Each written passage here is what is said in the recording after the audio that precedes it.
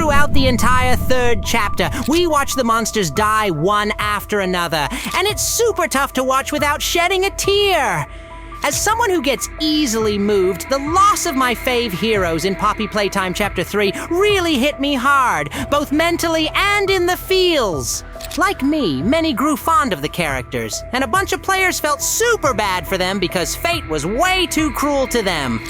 What if we could save all the fallen monsters and make it so each of them stays alive and continues their mission? I've come up with some mind-blowing theories, and now you'll find out what would happen if we saved each of the fallen monsters in the third chapter of Poppy Playtime. It's no secret that we were directly or indirectly the cause of all the monster deaths. After all, we did influence their fate. It's important to realize that they were trying to off us too. Well, not all, but almost all got caught in the crossfire. Is there any way to fix this? It's a pretty interesting question, though. How could the story change if we managed to save at least some of the monsters? Then everything could have changed, but in which direction? For some reason, many think that we'd become friends with them and that a happy ending awaits us all. Everyone's alive, everyone's healthy, everything's great, but let's dig into it. Let's start with our lovely lady who was greatly shaken by her work at school, namely Miss Delight. If you've ever wondered what happens when you sass the math teacher, here's an example. Miss Delight, by the way, is one of those characters you really don't want to save. It's clear the lady got stressed out in her lessons and went nuts a long time ago, like 10 years ago. But let's theorize we don't want to squash her with a door. On the other hand, we all know what happens if we don't press the lever. She'll kill us and you just can't run away. And after we've squished the teacher with the door, only then can we move on. But actually, it's her own fault. She ran and tried to squeeze through the door.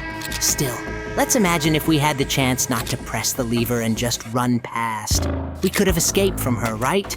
Totally. Or at least close the door before it squashes her. No, she had to suddenly speed up. Her bloodlust is greater than her brains, which is why such an unfortunate situation happened. However, theoretically speaking, the possibility of saving Miss Delight exists, but the game's design inherently prevents it due to the certain demise awaiting you. Interestingly, if one were to contemplate the theory further, the option to simply flee and escape was indeed viable. This, however, brings up a significant inquiry. What impact would such an action have on the overarching storyline? The answer is, surprisingly, almost negligible. It is not my intention to imply that Miss Delight serves as an expendable character within the narrative. On the contrary, she stands out as the most daunting and fear-inducing character across all the installments of Poppy Playtime, having instilled fear in numerous players. The gameplay experience with her is intensely nerve-wracking to the extent that players find themselves in a constant state of tension. This warrants considerable accolades towards the game developers for their ingenuity in crafting such a terrifying character. And the sense of relief upon her defeat is profoundly significant. It's unequivocal that she would not transition into an ally for us. The notion of her becoming an ally is fundamentally flawed, particularly when considering her recent attempts on our life. The immediate replacement of such malicious educators is advisable, yet, regrettably, replacements are scarce. The narrative then leads us to the subsequent demise that left the community in shock, Dog Day's untimely end. Indeed, a significant portion of the community harbored the desire to save Dog Day. Characterized by his benevolence, Dog Day had the potential to become a formidable ally had we managed to liberate him.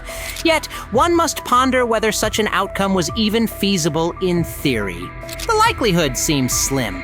Hypothetically, had we liberated Dog Day prior to the infestation of tiny creatures within him, his chances of escape, especially through crawling, appear grim.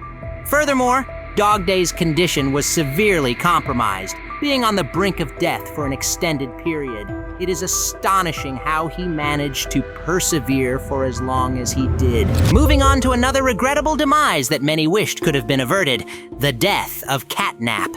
I recall witnessing an animation depicting the final battle where an electro glove was utilized against the cat. Subsequently, in a sudden twist, the same glove was deployed against Prototype.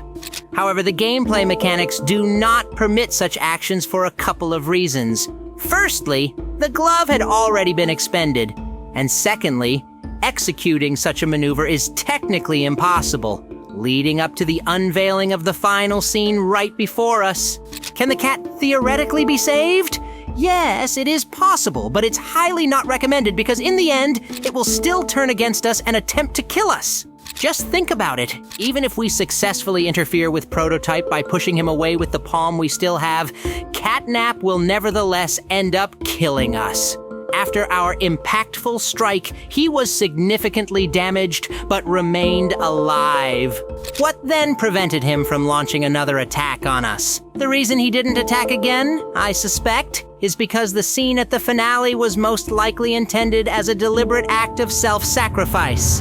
In this chapter, a genuinely kind character became a casualty. She had offered her help to us previously, confirming now that she harbored no hidden, sinister motives. Kissy Missy is unequivocally a benevolent character. She's precisely the one who deserves to be rescued. She will undoubtedly be of great utility to us. A formidable girl, towering and most impressively, she battles on our behalf.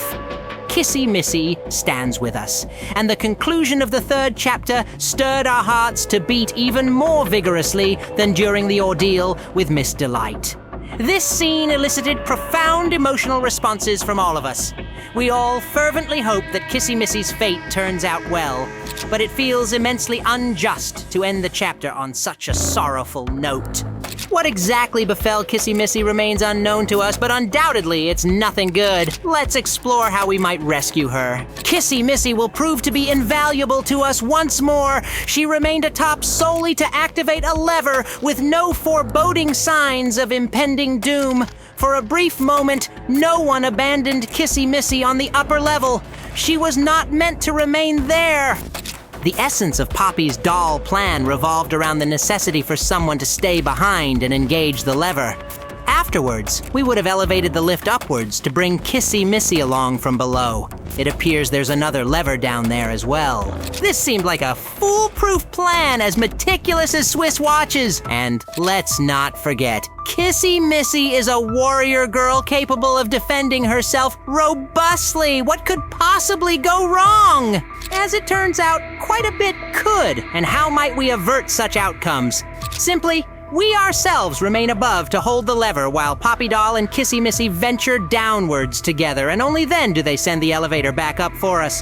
Would we face an attack in that moment? Likely. But our extensive experience with monsters, as highlighted by Poppy Doll, underscores our uniqueness. We are more than equipped to handle any menace, not just the minor monsters, but also the gargantuan ones. We've already witnessed far more challenging trials. Perhaps the attacker's primary target was indeed Kissy Missy, so under these conditions, it's unlikely we'd be directly threatened. Thus, purely theoretically, if all could be meticulously planned in advance, rescuing Kissy Missy is feasible.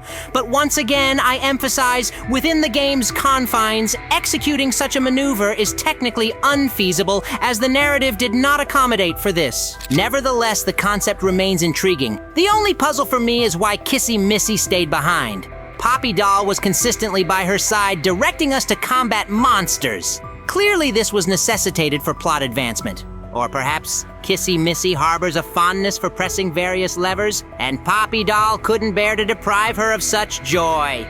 So, theoretically, it was possible to save her. Now I'm curious, who do you think can be saved in this game? And who would you save if given the chance? Please share your thoughts in the comments.